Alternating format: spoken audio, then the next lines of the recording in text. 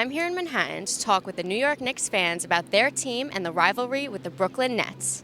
And I'm here in Brooklyn talking to Nets fans about their team and the rivalry with the Knicks.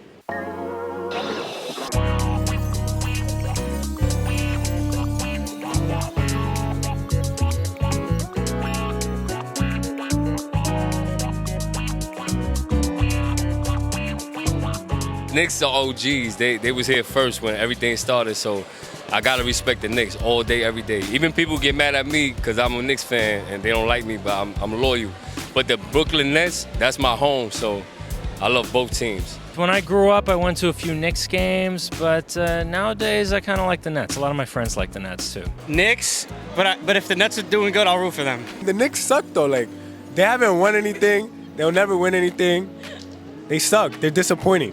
Either you're from Brooklyn or you're from Manhattan. And I'm from Brooklyn, so you have to rep the team. I'll go for Brooklyn. That's the hometown. You gotta go for Brooklyn. I'm from Brooklyn originally, so I root for the Nets, but I root for either. Grew up a Knicks fan. Gotta stay true to my orange and blue. I was a New Jersey Nets fan with Jason Kidd and Vince Carter and Richard Jefferson, and then they moved to Brooklyn, and I'm not a Brooklyn guy, so I jumped on the bandwagon for the Knicks. Whether you root for the Knicks or the Nets, basketball culture is strong in New York City. Basketball is, you grow up with that. Like, grow up with that. It's a part of who you are. Guess a lot of people out the hood and stuff like that. It's like, people cope by playing ball. Everywhere you go ahead about basketball. Like that's like a stress reliever, bro. Like once you play ball, a lot of stress come off your mind when you play ball. That's just one stress reliever. In the South, football is a big thing, but here there's not enough space to do football. So basketball and hockey are the next biggest things. So basketball, we take it seriously in New York. It keeps the youth out of trouble. It keeps you focused. It keeps you wanting to thrive for something better. It's very competitive, a lot of, heart. These teams may be separated by the East River, but they both share the Big Apple.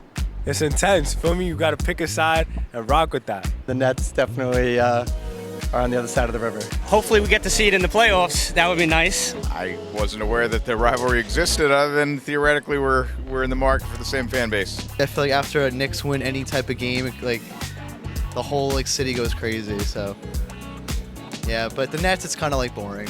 You see playoffs. Gotta see for the playoffs. Sick. Ain't no rivalry because the Nets is already better, so it's like, ain't nothing to discuss. There's no rivalry. Both of the teams suck. Whatever he says, I agree with. The Knicks and Nets rivalry always been competitive. It always been, I'm New York. No, I'm New York. So if they had something to prove, it was always a chip on each one's shoulder when they go against each other and come back with each other. The rivalry between the Knicks and the Nets kicks off this Wednesday in Brooklyn. For NY2C's On the Call, I'm Jenna Hofmann.